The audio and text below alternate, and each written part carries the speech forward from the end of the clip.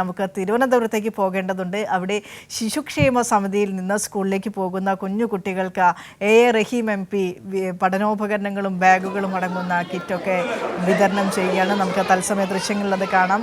കേരള സംസ്ഥാന ശിശുക്ഷേമ സമിതിയിലെ സ്കൂളിലേക്ക് പോകുന്ന കുഞ്ഞുങ്ങൾക്കായുള്ള പഠനോപകരണങ്ങളുടെ വിതരണമാണ് എ റഹീം MPയുടെ നേതൃത്വത്തിൽ അവിടെ നടക്കുന്നത്. ഷീജയുണ്ട്. ഷീജ, പ്രവേശനോത്സവത്തിൻ്റെ ദിവസം തന്നെ പുതിയ സ്കൂളിലേക്ക് പോകുമ്പോൾ പുതിയ ബാഗും പുതിയ കുടയുമൊക്കെ അത് നമ്മളുടെ എല്ലാവരുടെയും ആവശ്യമാണ്. കാരണം പുതിയ തുടക്കം എല്ലാം പുതിയതിൽ നിന്നാവണം എന്നുള്ള ഒരു വാശി നമുക്കെല്ലാവർക്കും എപ്പോഴും ഉണ്ടാകാറുണ്ട്. അപ്പോൾ ഈ പുതിയ ബാഗൊക്കെ കിട്ടുമ്പോൾ കുഞ്ഞുങ്ങളുടെ മുഖത്തിലൊരു സന്തോഷമൊക്കെ എങ്ങനെയാണ് ഷീജ?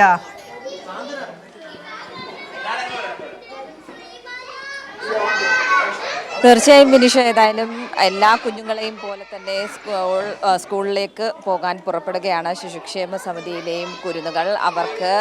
അവർ പുറപ്പെടുന്നതിന് മുൻപായി തന്നെ അവരുടെ പുത്തൻ ബാഗുകളൊക്കെ അവർക്ക് നൽകുകയാണ്. ബാഗുകളും മുട്ടായിയും ഒക്കെ നൽകി അവരെ സ്കൂളുകളിലേക്ക് പോകുന്നതിന് വേണ്ടി പൂർണ്ണ സജ്ജരാക്കുകയാണ് എന്നുള്ളതാണ് നമുക്ക് ഇപ്പോൾ ഇവിടെ നിന്നും കാണാൻ സാധിക്കുന്നത്.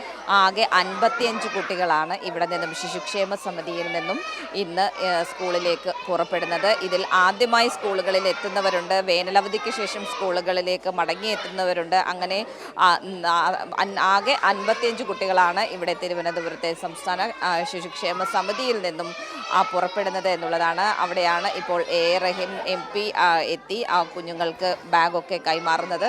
ഏതായാലും നമ്മൾ നേരത്തെ പറഞ്ഞതുപോലെ തന്നെ ഇന്ന് സ്കൂൾ തുറക്കുന്നതിൻ്റെ വലിയ ആവേശത്തിൽ തന്നെയാണ് കുരുന്നുകൾ എല്ലാവരും ഉള്ളത്.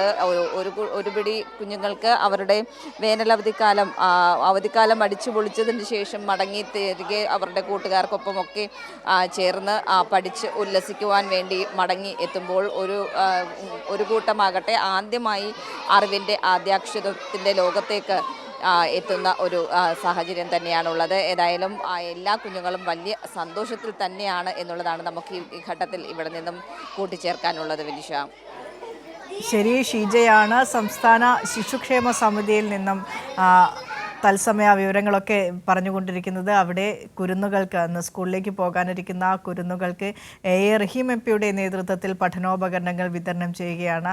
വളരെ ആഹ്ലാദത്തോടു കൂടി ആ കുഞ്ഞുങ്ങൾ അതൊക്കെ സ്വീകരിക്കുന്ന മനം നിറയ്ക്കുന്ന കാഴ്ചകളാണ് നമ്മൾ ഗുഡ് മോർണിംഗ് കേരളത്തിലൂടെ കണ്ടത്.